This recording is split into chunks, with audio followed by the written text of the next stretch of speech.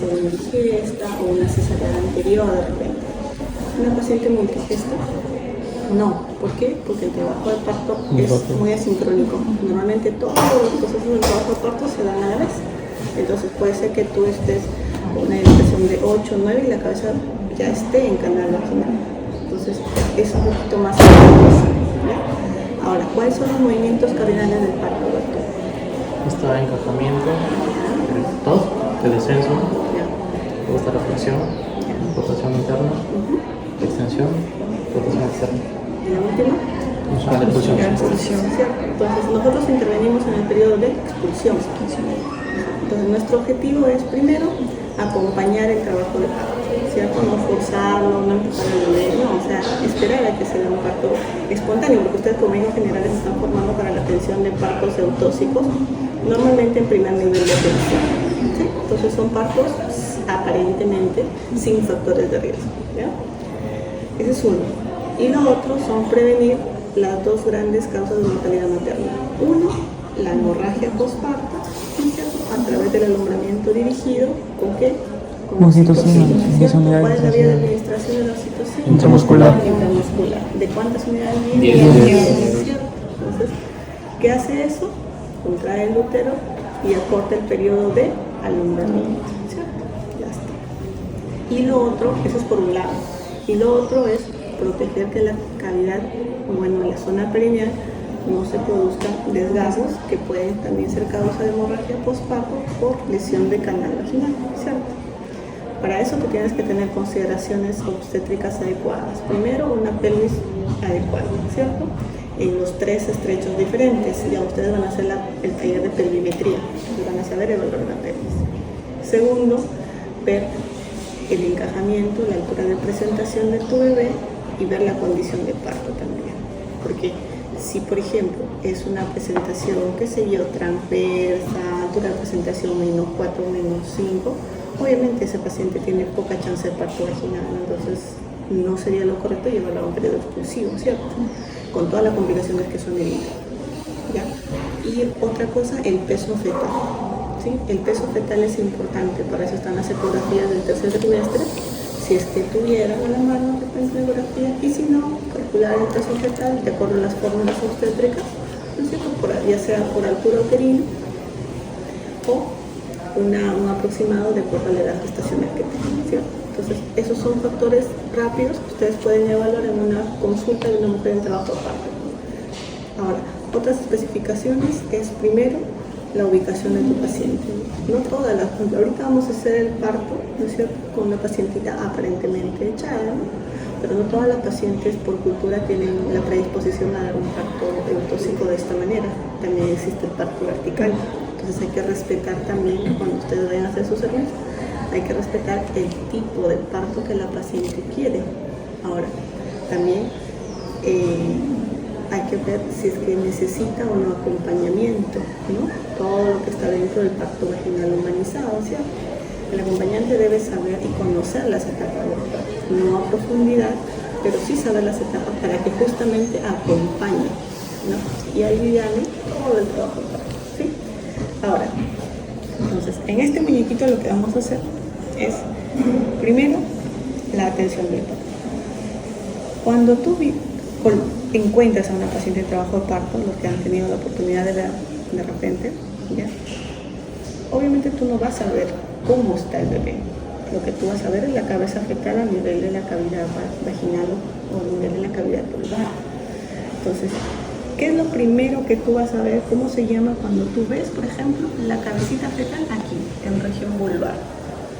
El coronamiento, ¿cierto? Entonces, en el coronamiento tú tienes que ver si la paciente, por ejemplo, tiene una buena laxitud de la pelvis, ¿sí?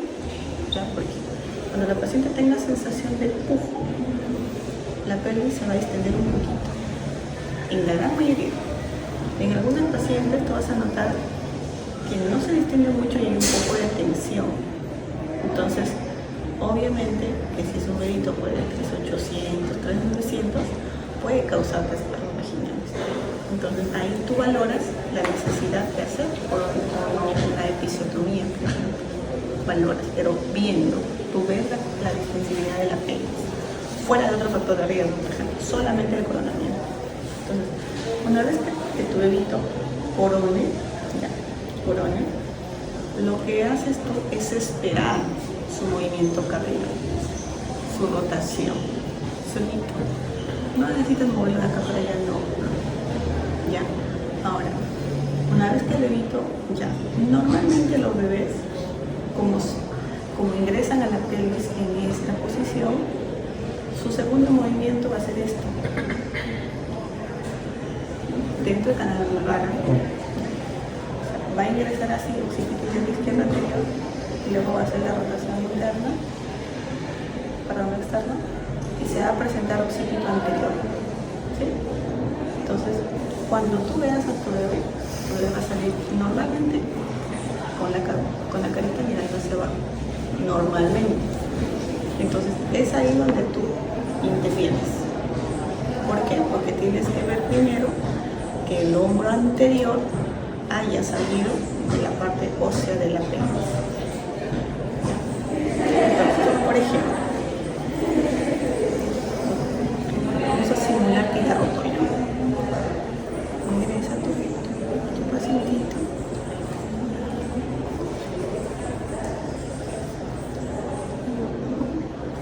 Por ejemplo, ahí sería está coronando el bebé. ¿Tú ves?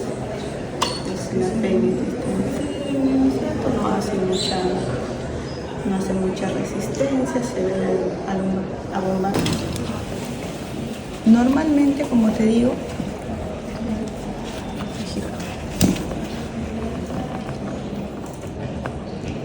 ahí, ¿no? Entonces, tú ves la fontanela. Bueno, esa es una maqueta, no gira, ¿no? Pero tú ves la fontanela, normalmente se va a presentar a nivel anterior. ¿Sí?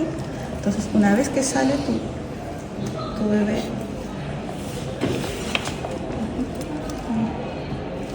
y se quedan sin uno.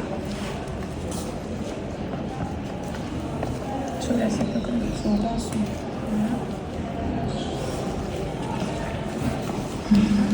Distosia de hombros. Más lubricante. Ya está. Listo.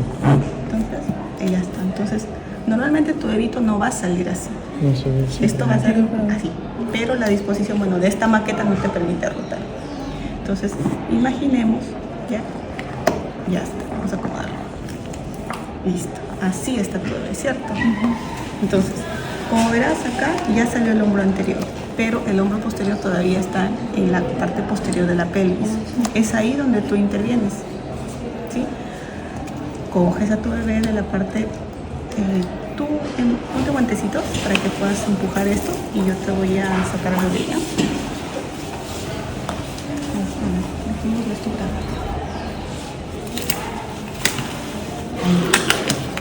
La posición de la camilla siempre es importante, ¿ya? Porque no es lo mismo que tú atiendas un parto con la posición de la paciente hacia atrás, que no vas a tener todos tus movimientos cardinales, que una paciente bien colocada, ¿no?